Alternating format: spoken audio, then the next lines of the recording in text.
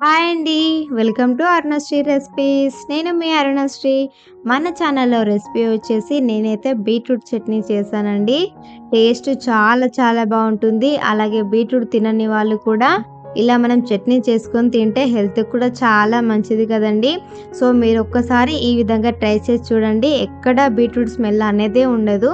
మనం ఎలా ప్రిపేర్ చేసుకోవాలో చూద్దాం. ముందుగా ఒక కుక్కర్‌లోకి చూస్తున్నారు కదా! నేనైతే 3 బీట్రూట్ ముక్కలు వేసుకున్నాను.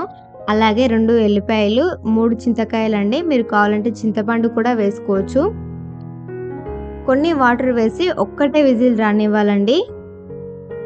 చూస్తున్నారు కదా! ఒక విజిల్ తర్వాత చూస్తే ఇక్కడ మనకు ఎల్లిపాయలు ఉడికిపోయాయి.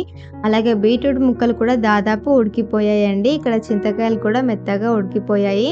సో, వీటన్నిటిని మనము సెపరేట్ తీసేయాలండి.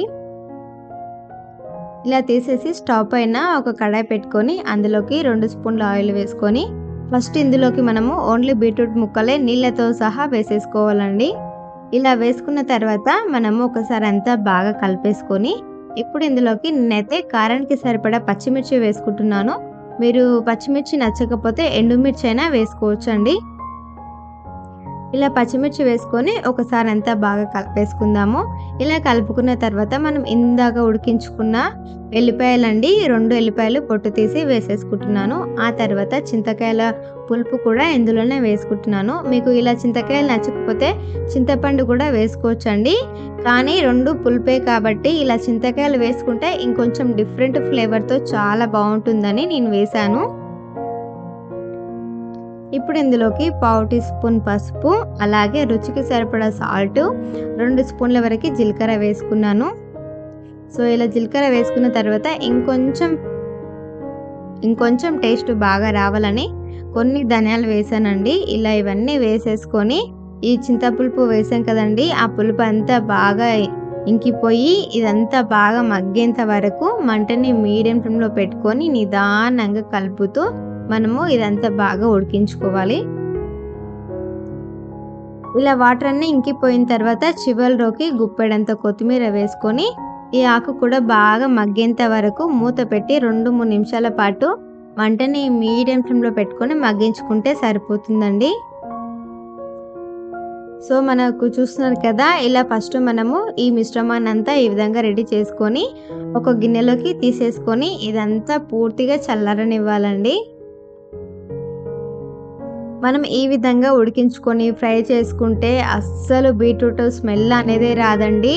టేస్ట్ కూడా చాలా బావుంటుంది. చూస్తున్నారు కదా! ఇవన్నీ బాగా వేగిపోయాయి కదా! ఇప్పుడు ఇదంతా ఒక మిక్సీ జార్‌లోకి వేసేసుకుందామండి. ఇలా మిక్సీ జార్‌లోకి వేసుకున్న తర్వాత వాటర్ అయితే ఏం అవసరం లేదండి.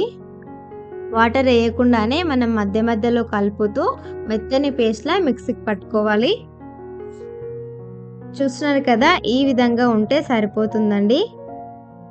ఇప్పుడు ఇదంతా ఒక గిన్నెలోకి తీసేసుకొని పక్కన పెట్టేసుకోవాలి. నెక్స్ట్ వచ్చేసి స్టవ్ పైన ఒక గిన్నె పెట్టుకొని అందులోకి 2 స్పూన్ల ఆయిల్ వేసుకొని ఆయిల్ కొద్దిగా వేడయ్యాక కొన్ని ఆవాలు, కొంచెం జీలకర్ర వేసుకొని ఆవాలు, జీలకర్ర కూడా కొద్దిగా ఎర్రగయ్యాక ఇందులోకి 2 ఎండుమిర్చి, కొద్దిగా ఇంగువ, 2 రెబ్బల కరివేపాకు వేసుకొని వీటన్నిటిని కూడా కొద్దిగా వేగనిచ్చిన తర్వాత మనము చట్నీలో పోపు వేసుకుంటే టేస్ట్ అయితే ఇంకా అదిరిపోతుందండి. వేడి వేడి అన్నంలోకి నెయ్యి వేసుకొని తింటే చాలా చాలా బావుంటుంది. సో, ఫ్రెండ్స్ చూసారు కదా! ఈ వీడియో బావుందా? మీరు కూడా ఒక్కసారి ఈ విధంగా ట్రై చేయండి. ఈ వీడియోని ఒక లైక్ చేయండి. మరిన్ని వీడియోస్ కోసం మన ఛానల్‌ని సబ్స్క్రైబ్ చేసుకోండి. Thank you for watching friends.